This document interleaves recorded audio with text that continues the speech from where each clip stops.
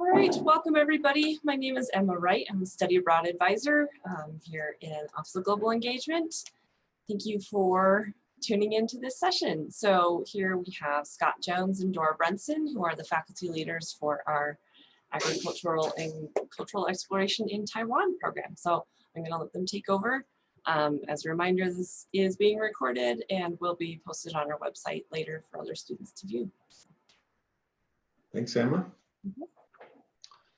So we have Gabby and Ben. I sent out an email this morning to, I don't know, a dozen or so students that expressed interest last fall. So I suspect a few more might join us this morning. So I guess we could just get started by, so we're planning to go May 9th, sorry. So this is planned from May 9th to May 22nd. That's a Sunday through Saturday in the middle of May. And we're planning to sort of follow our first study abroad there. So that was targeting agricultural and cultural lifestyles in Taiwan, and looking at some of the agricultural practices and some of the aspects of Taiwanese diet and lifestyle. We plan to visit farms for pineapple production, cocoa, orchids, and tea. And we also spend time in the regional food markets. They have things called night markets that we will visit, and also tour some of their food production facilities and explore their forests. We have a visit to their university-run forest research site, and they have a place to stay there and some very nice outdoor activities to engage in, including hiking.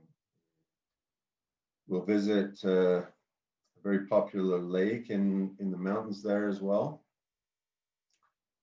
So it's it requires a $500 deposit by March 15th. The program remainder of $499 is due along with insurance. And then the tuition for that 2 credits in the summer is due also by the university deadline.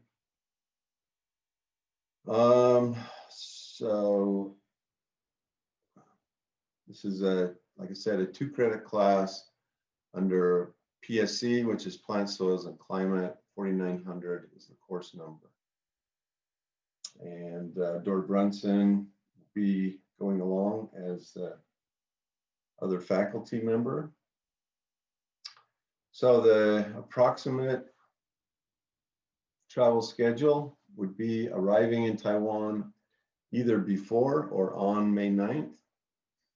We'll be spending most of our time at National Ching Sing University, and that is in the central part of Taiwan. So you arrive in the northern part of Taiwan and travel by train about an hour south.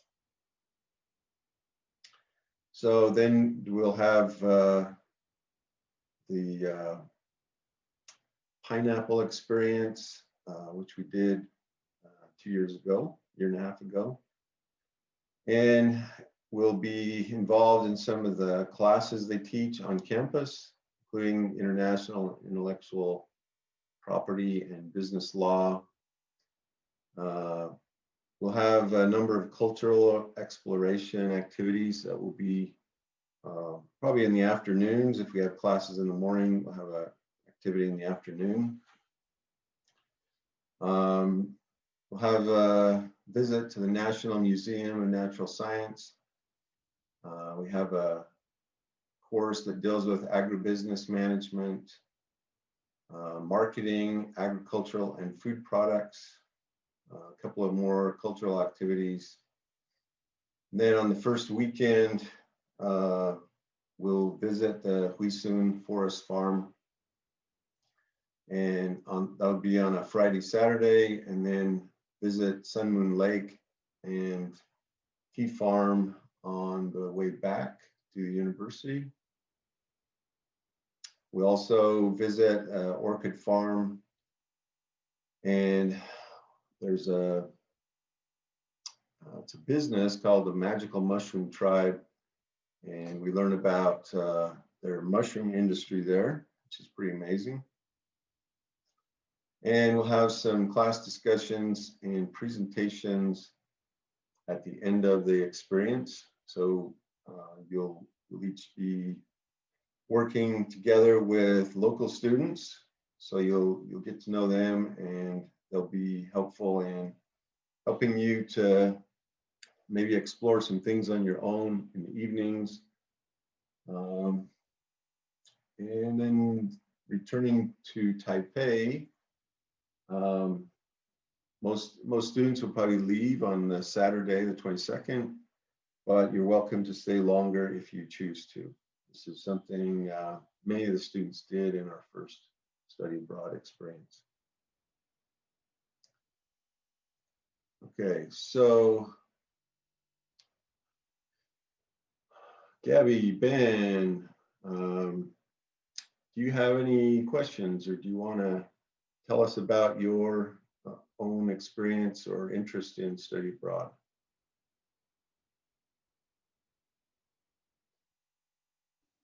I have never studied abroad before, so I just love learning about different opportunities and stuff. And this is just such a completely different opportunity than what I'm usually focused in. I'm usually a lot more in the like cattle and horse industry and, you know, very American agriculture. Okay.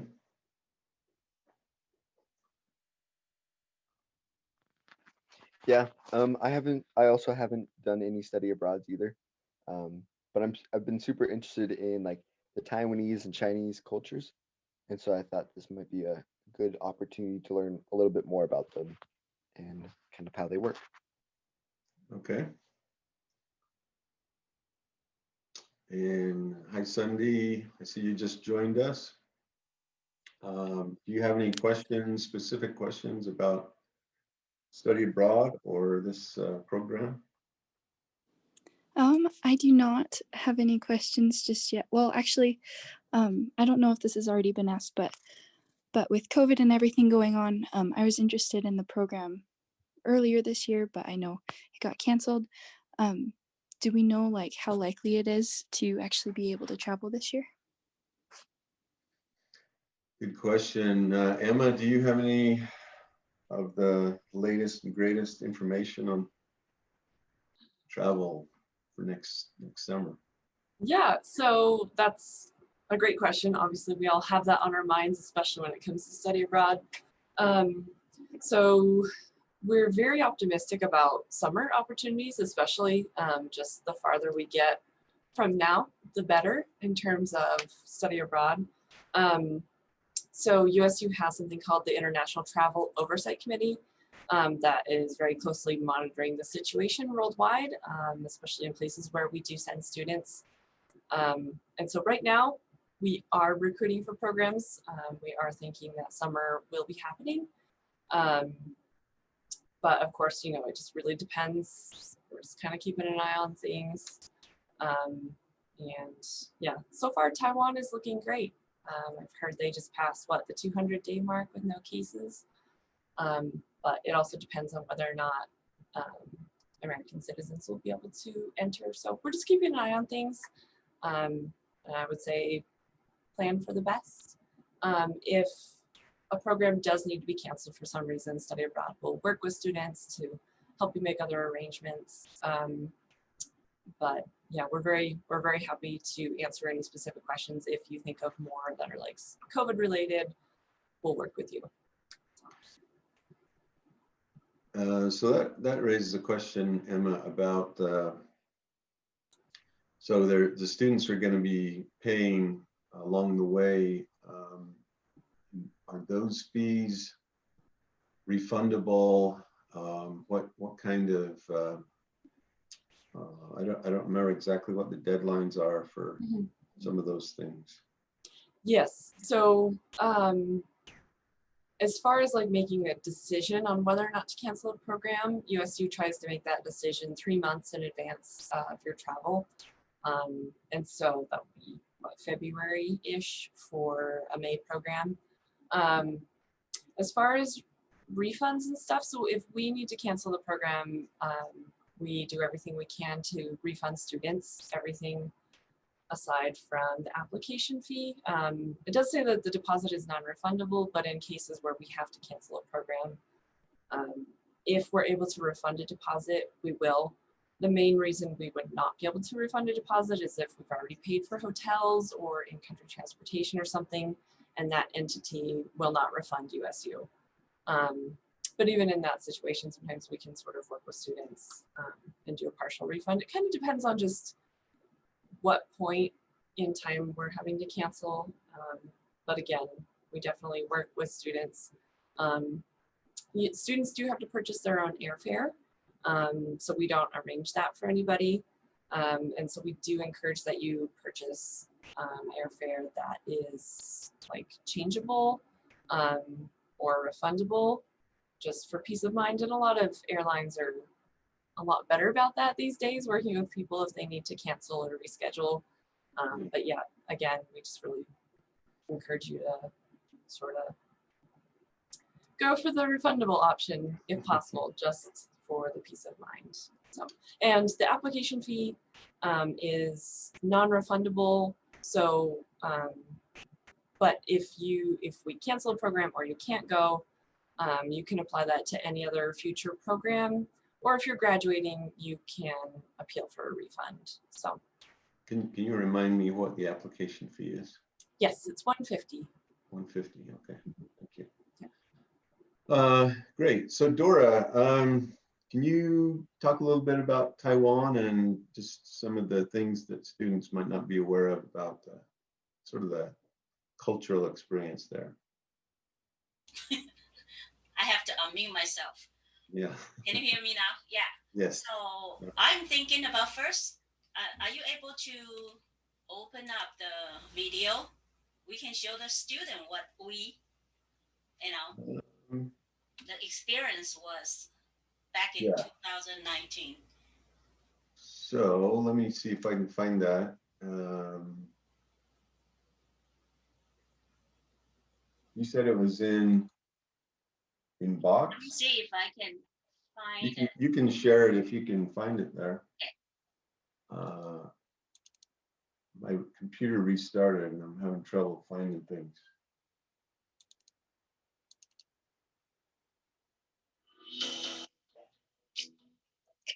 So what I'm going to do, I'm going to share.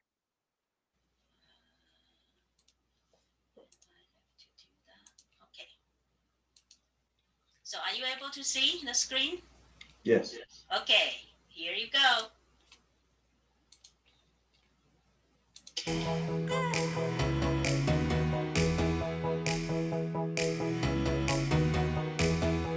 So that is okay, tomorrow.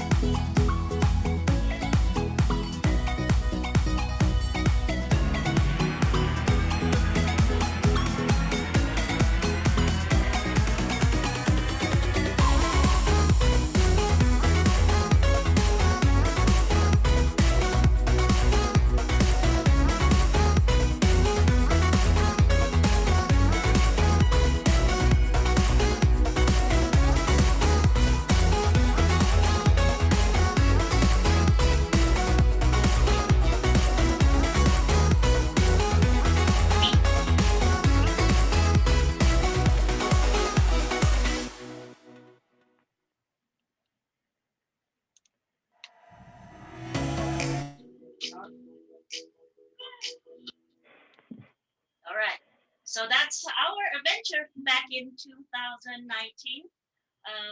Taiwan is an island surrounded by oceans, close to China, and the weather is, I want to say 4 seasons is a hot, and even hotter. So in November, people still use air conditioning. So when the reason why we choose early May, it won't be as hot. And then another reason we consider is after you ended in May, you come back to the United States, you can still work in June, July, and August, right? And to make up the money you spent in Taiwan. Yeah. So I hope you are really adventurous eater, because Taiwan is really famous for food. But if you are not, don't. Oh, can you hear me? Yeah. If you are not, there's always a 7-Eleven. So I'm from Taiwan. I married an American from Logan, 700 North. So my daughter was raised. I don't cook a lot, so she kind of used to American food more. She went to Taiwan 1 year for study abroad. She survived. Okay, there is a 7-Eleven. Pretty much is catered to the American style, but I will strongly suggest you go try the food. There's always that sentence. At least you need to have one bite. Then you will know if you like it or not.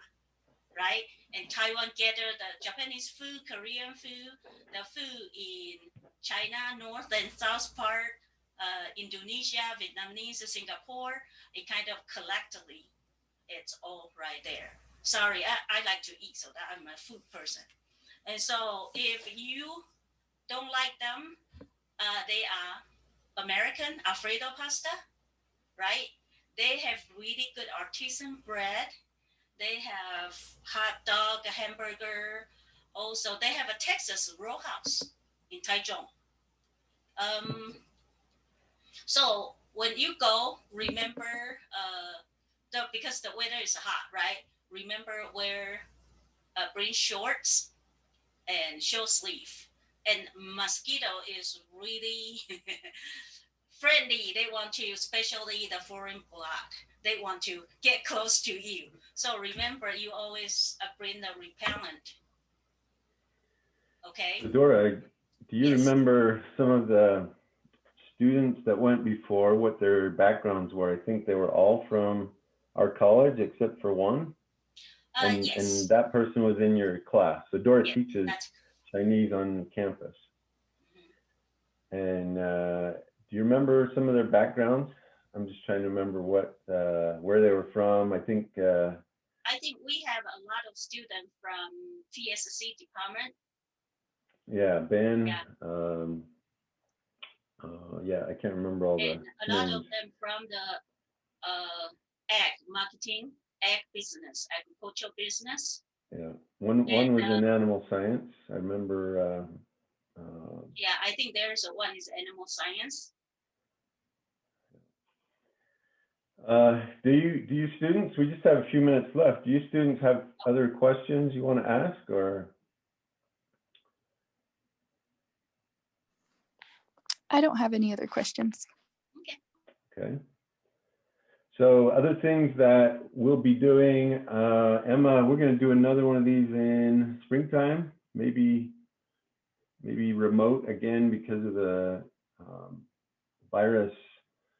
Vaccine might not show up till March or April from what they're saying now. So in the meantime, you're welcome to contact Dora or myself and ask any questions you have. I think we have some things posted online. So I will try to get that information and make that available. Emma, do you know if there's a specific website where some of the programs are described? Yes, so I'm going to drop the program brochure link in the chat.